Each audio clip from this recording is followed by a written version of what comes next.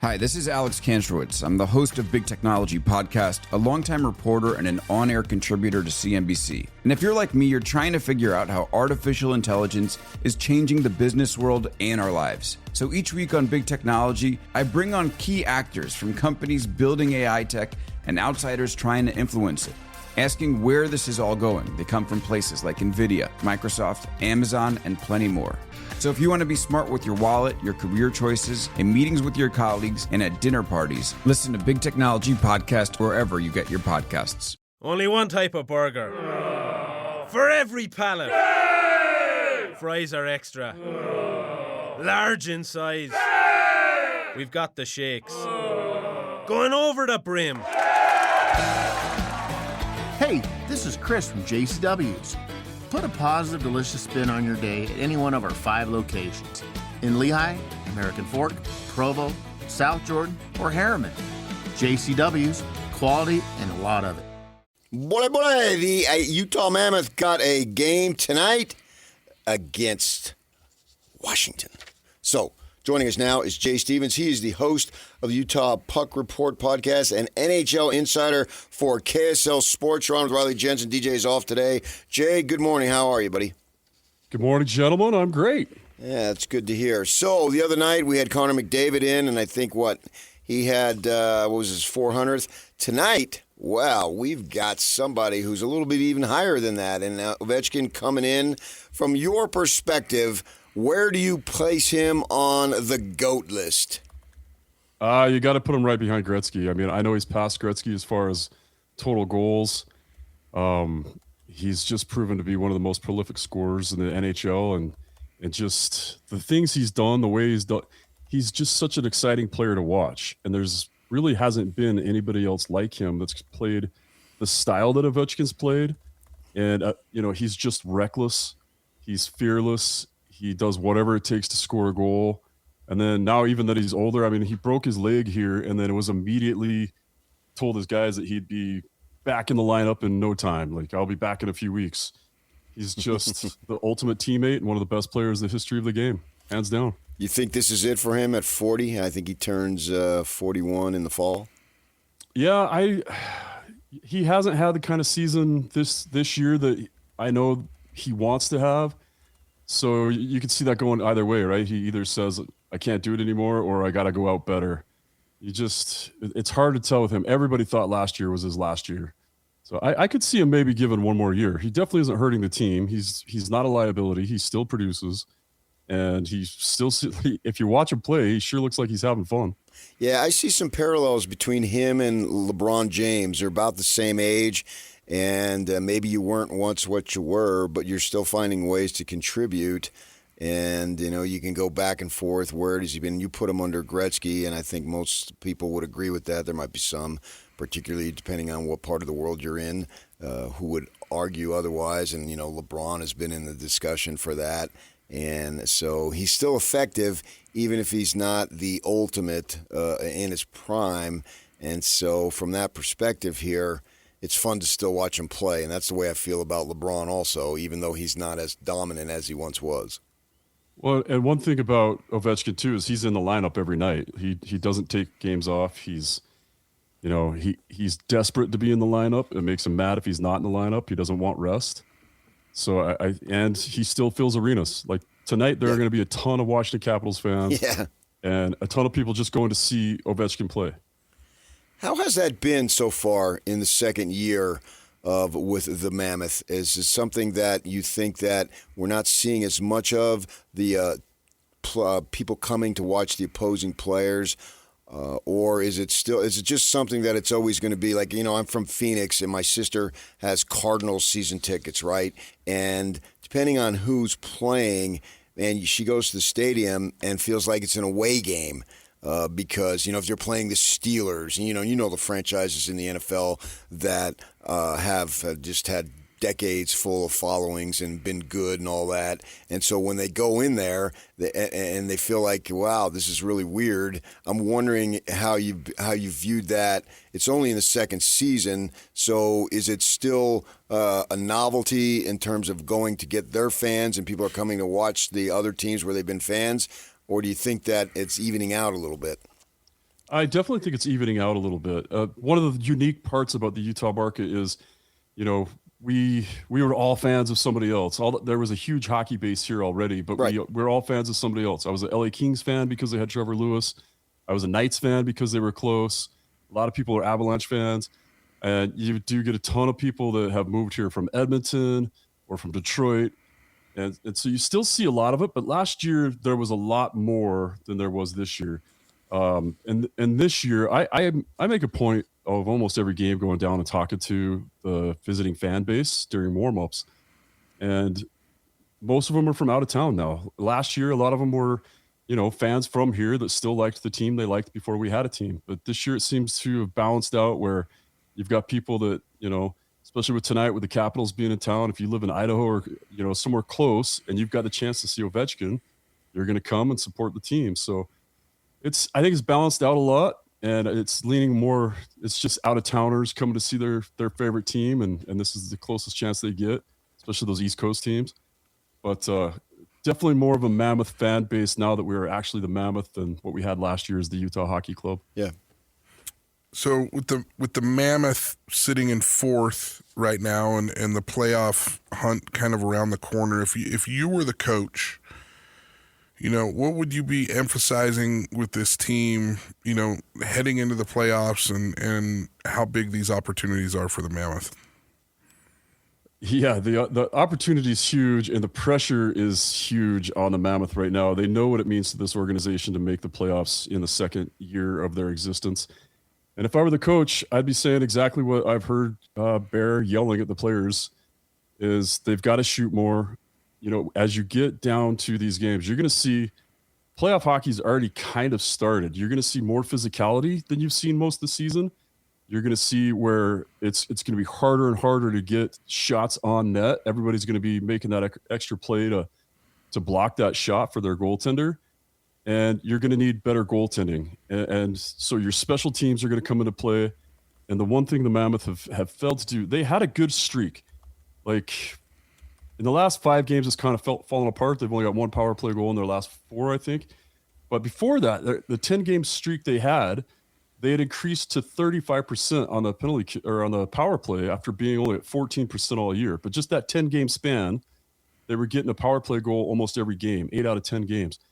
And that's what they need to focus on is special teams. Power play, penalty kill, and goaltending is your lifeline if you're going to go to the playoffs. And so you got to tighten it up. You got to get those shots, keep the shots from the outside, give Veggie a chance to see every shot. Veggie's got to step up his game, and I think he'd be the first to tell you that the other night against Edmonton wasn't his best. We're seeing more and more better games out of Veggie. So if I'm the coach, I'm harping on those things. More shots on net during the power play. Keep all offensive, you know, keep all of their offense to the outside and let Veggie see all the shots. And then you got to increase the physicality. Utah went a few games where they maxed out at 9 hits, and I think McBain had 7 of them. So everybody's got to participate. Everybody's got to hit. Everybody's got to finish your check. It just becomes a long, bloody battle at this point. Jay Stevens, host of Utah Puck Report podcast and NHL insider for KSL Sports. And like always, all of our Utah Mammoth interviews are brought to you by Hercules First Federal Credit Union, growing stronger together. This team, at times, you get euphoric over how good they were or are, and then other times you want to pull your hair out and what's going on here? And, you know, just look at the recent road trip, and then you think, okay, man, they've got it, and then they come back and they lose some. And now that we've got so many games and we got evidence here, I've come to reconcile that might just be who they are. At times they look really good, and at times they're not as good. And it's going to take a cumulative effect of time for them to find that consistency. Do you see where I'm going there? Yeah, 100%. And I go back last year. I had Bill Armstrong on the show, and we had Bill Armstrong several times on KSL Sports, where he talked about this is part of the process. And sometimes you think we're going to be the best team in the NHL, and sometimes you're going to think we should be relegated to the American League because we've got young guys. You know, they've got a good veteran core of guys that have NHL like playoff experience, Stanley Cups. They've got a bunch of Stanley Cups on the team now, but you still got that young core You know, a lot of our leading scorers are 21 years old, barely old enough to go to a bar here in Utah. You know, so you got to keep that in mind. This is a process. The goal this year was for them to get into the playoffs, hopefully win a couple games so they get that experience, and that'll hopefully bring more maturity so that next season you don't have those huge ups and downs throughout the season. You have guys, the young core that know and have experience now and can handle, and next year's going to be more. Next year they added 2 more games to the season. So next year's going to be an 84 game season, and you're just waiting for these young kids. You know, like Cooley, it's his second full season in the NHL. Same with Gunther. A lot of these guys, they're just getting their feet wet. They're just figuring out how to be a professional athlete over 82 games. Yeah, I hear a lot about, you know, this blend of veteran leadership and the young guys with the Mammoth. I think I heard the other day 7 guys have a Stanley Cup, and then you have this blend of all these young guys. To you, you know, how important is, you know, an identity to help this team really create a consistent two-way game night in and night out? Yeah, the identity's huge for this team, and I think they do lean on those veterans. And the one I see him lean on the most, honestly, is Ian Cole. He doesn't have a letter on his jersey talking about what kind of a leader he is, but in the locker room, you know, he's one of the Stanley Cup winners, and he's just, not only does he lead by example on the ice, I mean, he leads the NHL in block shots. He eats a ton of minutes for the Mammoth. He's always out there. He's always paying the price. His body's always in front. He gives a beating. He takes a beating. And he's just there every night. And I think seeing something like that, seeing a guy that's an older guy, willing to sacrifice everything every night and then still be there the next night, no matter how bruised he is. And believe me, if you've seen Ian Cole in his interviews, you'll see how bruised up he is. So I think having a guy like that, and like Sergachev, and this year, Nate Schmidt has been just an amazing spark plug for this team. And it just gives you that energy and that idea that, yeah, I can do this every night, and that this is what it takes to be a Stanley Cup champion. And the young guys see that. And I think that helps with that identity of just all out every night. And then they know they have the stability on the back end. And especially now with Uyghur throwing those passes up front. So you're going to see a lot more aggressive breakouts. So you're going to see that high potent offense that we all know Utah has, backed by the NHL. I mean, they've got such a blue line.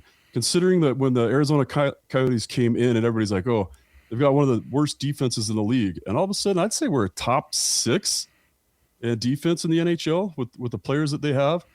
So, and it's only going to get better. And I think that's the identity that they're looking for. Just guys that'll sell it out every night and then pitch into that high flying offense. You're going to see a lot of support. You're going to see 4 or 5 goals a game next season. Really? Crazy offense. Okay. You know, Coach Torney, when he speaks, particularly when they lose, I try to make sure I listen because I can gain insight to what the game is about and what he's thinking and how he views it. And usually, in my experience, coaches tend to be a little more analytical and informational from my perspective when they lose as opposed to when they win, right? Because when things go right, you're just basking in it. When you lose, you're trying to figure out what went wrong and try to fix it. And the other night, he was talking about when the team trails, that the tendency is to save your energy to score, right? But by doing that, that leads to less possession time, and it actually works reverse. You're going to give up more goals at that point, so you have to be aggressive to get the puck, and so he wants you to use more energy from that perspective. And I find that whole concept fascinating. Do you see that as something that the team needs to improve on when they're trailing to pick up their aggression to get the puck? Yeah, it kind of goes into that prevent defense, right, where it doesn't ever seem to work the way you want it to. I have noticed the one thing Bear is really preaching right now is to take advantage of every offensive opportunity and to just be super aggressive and attack everything with speed. And there is that tendency because, again, with a young base like we have, when you give up a goal, guys start worrying about, I already made a mistake. It already ended up in the back of my net. How do I make sure that doesn't happen again? I don't want to be in trouble. I don't want to let the team down. And then doing that, just like Torini was saying, you play defensive. You play that, you stop caring about the offense the way you should. Instead of worrying about not making the next mistake, you should be saying, I'm going to go make up for it by getting the next goal.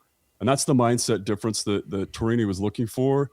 I think, honestly, when I watched them play, and they lost that game to the Ducks earlier this week, and I thought it was one of the best games I'd seen them play as far as keeping the offensive hunger and not worrying about mistakes and playing really well as a team.